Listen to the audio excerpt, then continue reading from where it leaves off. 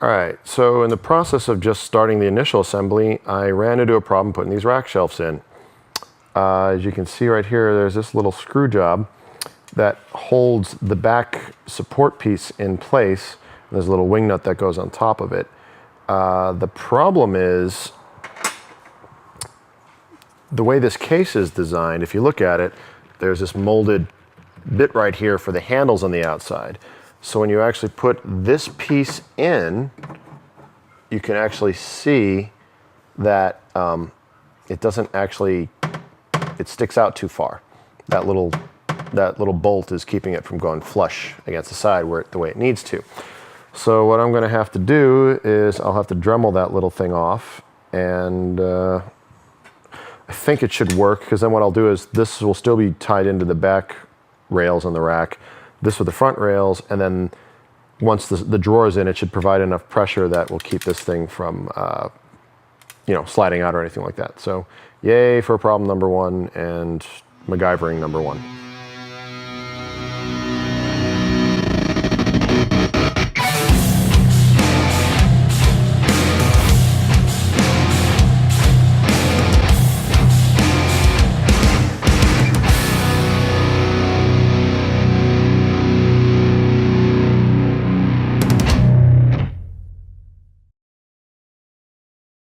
All right, so I just wanted to give this one little tip. It's a small detail, but I find it made things nice for me. Obviously, I built my own computer desk for my studio and stuff, and when I racked my own gear, one thing it doesn't cost a lot, but one thing I would recommend is invest in some nice rack screws. The nice things about these, because A, it will make your life a hell of a lot easier, and B, I'll get to, is a little concept that maybe is snake oil, but it could help reduce noise in the system. So the first thing is, if you see how on the tip of the bolt there's that little straight edge, the concept behind that is so that way you could just use that to stick it into the hole in it. It's kind of a guide. It'll just stay there, and it makes it really easy to get the screw in there and start doing what you need to do. The second thing is, see the little plastic, well, let's see if I can get it to focus, a little plastic washer under the head. The concept is to try and help decouple the units from the rack themselves to avoid grounding noise potential. So the screw has that on one side, and then you get these other little, it's hard to see, it's really tiny, these little tiny plastic washers. And you notice how it has a little flange on one side of it? Sorry, it's not focusing well. So what you do is you place these on your rack like so, with the flange aiming up. And then the idea is, sorry, I'm doing this one-handed, the flange helps guide the rack holes, or the slots or whatever. And then this way,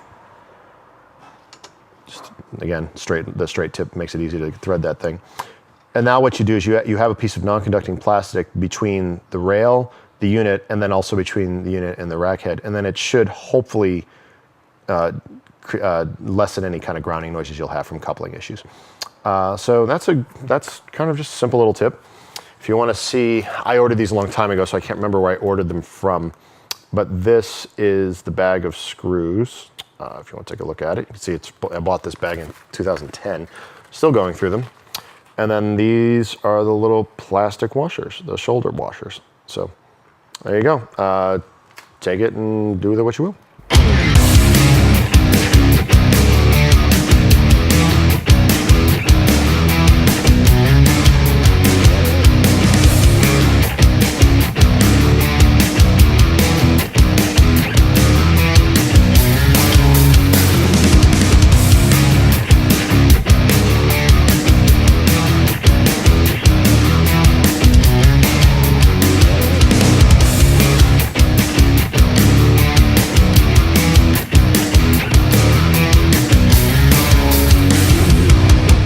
So I grinded down the bolts on the supports for these rack shelves, but I noticed kind of a severe design problem with these. In fact, I'm amazed that these are sold at all. This is a really dumb design flaw, and whoever created it needs to be slapped in the face. I'll show you. So you see, get out of the light here and let it focus. So if this is the border of one rack space, like that's as tall as one rack space can be, You notice how this stuff, like this metal lip right here, sticks above that? Well, that encroaches into the next rack space, or below it in this case. That's a major problem.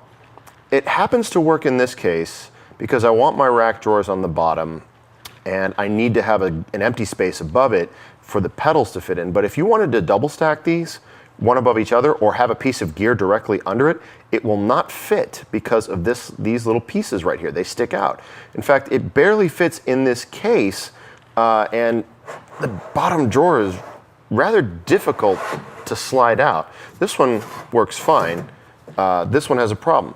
And then also on the very bottom, the backside supports of these, it's the same issue. I mean, it has these little flanges on that. So again, you wouldn't be able to double stack them properly, and you wouldn't be able to put anything in between or directly above.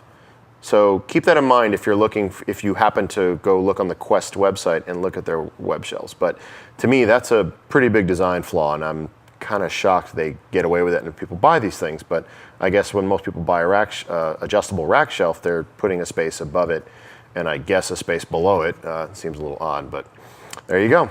Something to keep aware of.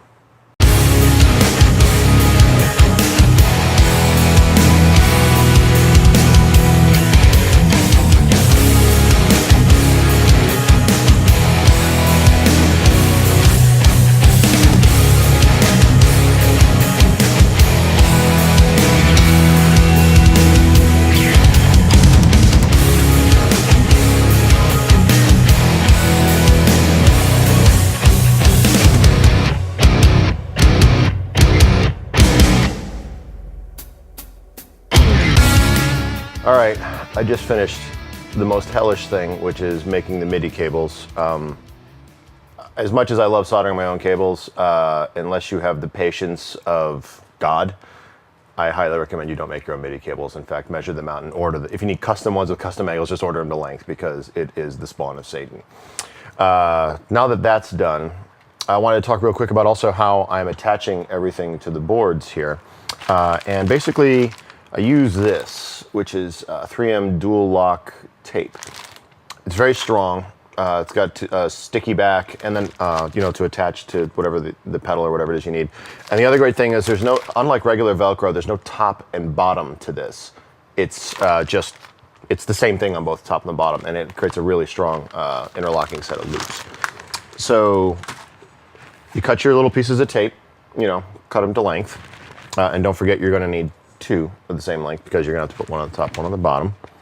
And you go ahead and just peel the backing off. And I got to tie down my little MIDI splitter box here. So put your first bit on like that. Sometimes I'll do long strips depending on the weight of the objects, to get more coverage. I'll do the strips lengthwise. But for something like this is, it's really light. So for this, I'm just I probably could get away with one strip in the middle, but just to be safe, I'm just putting simple strips on the bottom and the top. So you put the two main strips on like that, and then you just go ahead and, snap what the opposing side's gonna be on both sides.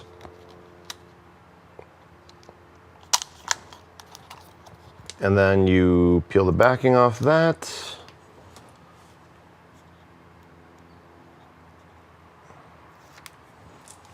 And then we go ahead and we tape it into place. In this case, I'm putting it right on top of the power unit for the Mastermind GT22.